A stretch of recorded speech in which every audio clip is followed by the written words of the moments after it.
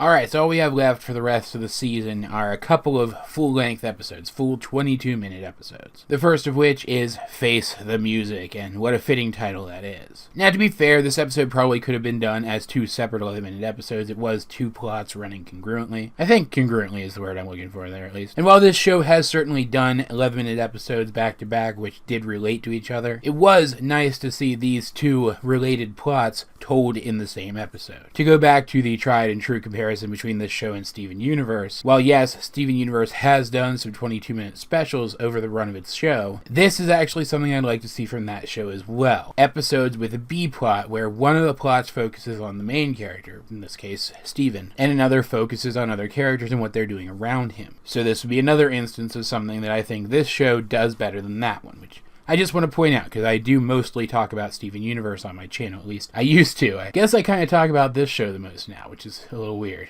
Anyway, it is time for Star's Song Day, where the Royal Songstrel of Muni will compose a song to sing to the people to reassure them that she'll be a good queen. A tradition which Star absolutely hates, because the songs end up becoming basically a puff piece. You could take any prospective queen's song and plug in the name of any other prospective queen and it would have the same effect. Every single one of them is about how perfect their new queen is, and how perfect they're going to be at doing their job as queen, how loved they'll be by the people, and yada yada. And so of course Star hates that. The way she talks about it almost seems like it's a form of propaganda, and I guess technically it is, but we'll talk about that in more detail later on. So she refuses to work with the songstrel at first. Even though he's new, she expects him to be exactly like every other songstrel ever, until she finally realizes that he's sort of a rebel just like she is. He wants to shake things up. He thinks the tradition should change. He wants to give a true, complete picture of who Star is in her song. And so she works with him to create a song that's more true to who she is and what she stands for. And we will talk about that song in just a minute, because it is at the performance of that song that the 2 plots converge. So I want to go over the other one first. In the other plot in this episode, Star's mom decides to actually go and investigate Ludo. You kind of get the sense that she's let him do his own thing for long enough at this point, and she knows that something has to give, because he is causing genuine problems now. Stealing Galosric away from her family is the last straw, so she goes and visits his family. Which is interesting, because we just heard about his dad a little bit in the previous episode. Here, we actually get to meet him. We learn he's actually a literal lord, and that the castle that Ludo had been using was his castle. Ludo kicked him out and changed the locks. So now he's living in basically a swamp shack, because his castle's been destroyed and he doesn't have anywhere else to go. He and his wife have a very large family, and Ludo was basically the smallest of the bunch. Hence why he was so hard on Ludo. He was trying to prepare him for a world that was going to be hard on him likewise. Which, I understand the sentiment, but guys, that's a bad idea. Don't do that.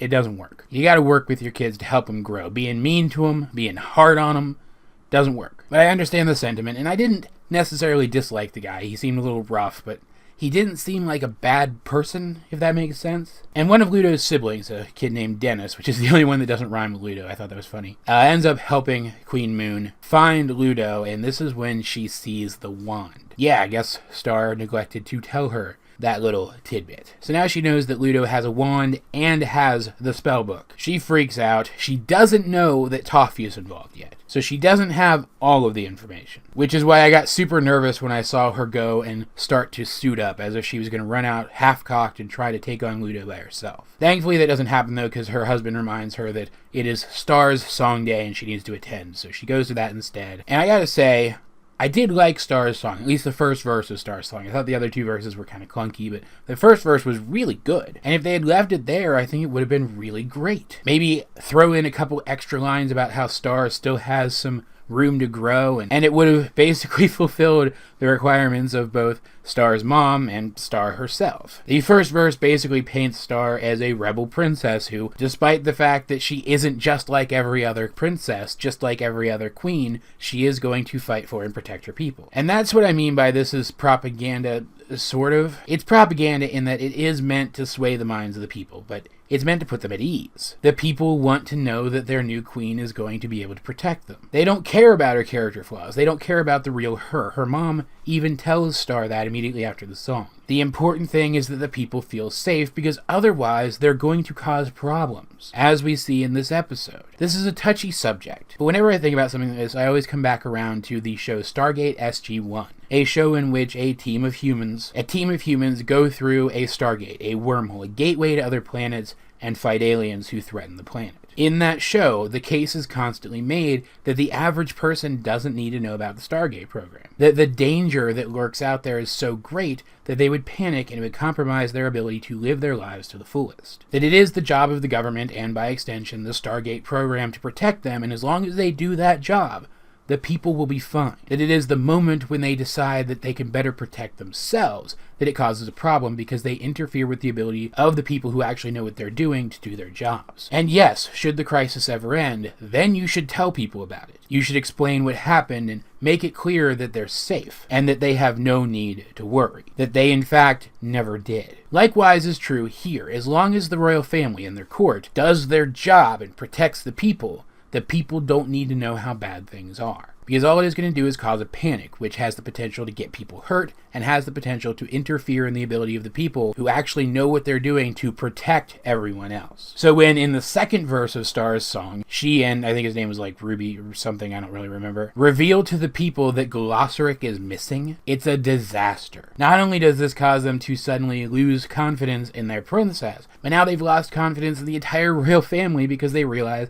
the royal family has kept this important thing from them. With good reason, but they still kept this from them. Not only that, though, but it also reveals this to the magical council people who are there in attendance. And while it really does seem like Queen Moon was intending to tell them about this once she had sorted out the problem as best she could on her own, they of course feel like they've been wronged. The average citizen of Muni didn't need to know about this crisis until it was resolved, but some of the most powerful and influential beings in the universe definitely did need to know what was going on. My hope here is that this is actually a blessing in disguise. That this getting out to them means that Star's mom now won't go off on her own and get herself killed. That maybe the entire group as a whole will take a step back and they'll be able to in some way glean the information that they still don't have regarding this situation. Such as Toffee's involvement, which I feel could be a bit important considering that he seems to have this long history with the royal family. Then there's the third verse of the song. I would say that I hope that this also causes Star to talk to her parents, and I guess even the Magic Council, and work with them to try to figure out this problem and solve it, but then there's the third verse of the song. I've mentioned in recent reviews that it is an aspect of Star's characterization that when it comes to dealing with something that she's good at or that she actually enjoys in a way, she has learned to face the problem head on and actually deal with it. But that if it's something that she isn't good at, that she doesn't enjoy, she still avoids the problem, that she still has to grow in that regard. And so when the third verse of the song was something that Ruby, or whatever the heck his name was, added on his own initiative, speculating that Star has feelings for the human who she is living with, it hits a little too close to home for Star and she runs off. This might possibly be the worst thing that could happen at this moment, as I am getting the sense that the building crisis is serious enough that all hands need to be on deck to deal with it. We still have a whole other episode, though, before the battle for Muni. Maybe things will turn around and Star will return to the fold. There's no way to know until I've actually watched the episode. I can only hope. I do kind of get the distinct feeling, though, that that won't be the case. That all of the forces involved in the story won't come together until the battle for Muni itself. There's also the interesting factor here that Marco now, at least, is aware of the possibility that Star might have feelings for him. I am both looking forward to and not looking forward to seeing where this takes the story. We'll have to see. Because, I don't have any objection to Marco and Star being together. I don't really see that as a problem, but I don't want this to cause a rift between them and Jackie, because Jackie's awesome. Overall, this was a really great episode with a lot of political intrigue, a lot of character drama, some good world building, some great characterization. And I gotta say, it really speaks to the talent of the writers on this show that every aspect of that engaged me equally. I was engaged by Queen Moon's slow trod through the forest of certain death. I was engaged by her encounter with Ludo's family. I was engaged by the political intrigue. I was engaged by the angst. All of it had me hooked through and through. And while I feel that I am probably easier to please in some areas than other critics, that is still saying something, so kudos. So as per usual, guys, I'd like to know, if you have seen this episode of Star vs. the Forces of Evil, what did you think of it? Let's get a discussion going in the comment section down below. Either way, this has been AJ22, and I will talk to you guys later.